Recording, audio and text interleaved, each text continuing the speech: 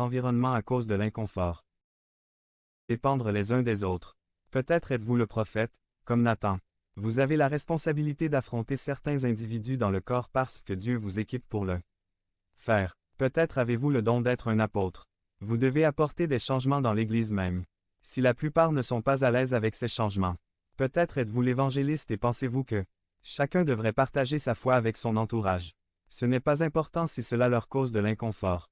Peut-être êtes-vous un enseignant qui enseigne au corps les vérités de Dieu, ses désirs pour nous et notre responsabilité envers lui. Peut-être êtes-vous un pasteur, auquel cas vous devez tout faire celui-ci plaisante. Faites un sourire. Pour faire l'expérience de l'unité, nous devons marcher ensemble. Si nous ne marchons pas ensemble, nous n'atteindrons pas le plein potentiel de notre identité. Si nous rejetons un frère parce que nous ne sommes pas à l'aise avec son don, nous n'allons pas développer l'unité dans notre communauté. Si nous évitons le prophète parce que nous ne voulons pas être corrigés, nous ne connaîtrons pas l'unité qui est possible et nécessaire. Devenez membre de la chaîne et AIDEZNOUS à propager la parole de Dieu dans le monde entier. DIM 17 mars 2024 P4 Si nous évitons l'apôtre parce que nous n'aimons pas le changement, si nous évitons l'évangéliste parce que nous ne sommes pas à l'aise de partager notre foi, si nous évitons le professeur parce que nous n'aimons pas apprendre, si nous sommes éviter le pasteur parce que nous n'aimons pas son guide, si nous évitons ces gens, comment ferons-nous l'expérience de l'unité que Dieu veut que nous expérimentions?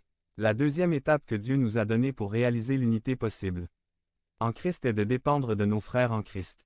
Ne vous permettez pas de vivre dans la médiocrité, utilisez les outils que Dieu vous a donnés. N'évitez pas les personnes de votre environnement à cause de l'inconfort qu'elles vous occasionnent. Au lieu d'éviter, découvrez votre but dans le corps et exploitez votre don.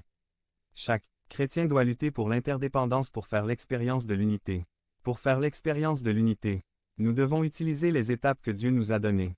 La première étape était que nous devions vivre notre appel d'une manière digne. La deuxième étape était que nous devions dépendre les uns des autres. Maintenant, la troisième étape que Dieu nous a donnée pour expérimenter l'unité qui est possible en Christ est 3. Marcher comme des croyants mûrs. Un fils s'est approché de son père quand il avait 16 ans et lui a dit: « Papa, maintenant j'ai 16 ans, quand j'aurai mon permis de conduire, puis-je utiliser la voiture familiale? » Son père le regarda et lui dit: « Mon fils, pour conduire une voiture, il faut de la maturité et tu dois d'abord prouver que tu es responsable. La première étape, dont vous avez besoin est d'améliorer vos notes à l'école, ne sont pas acceptables.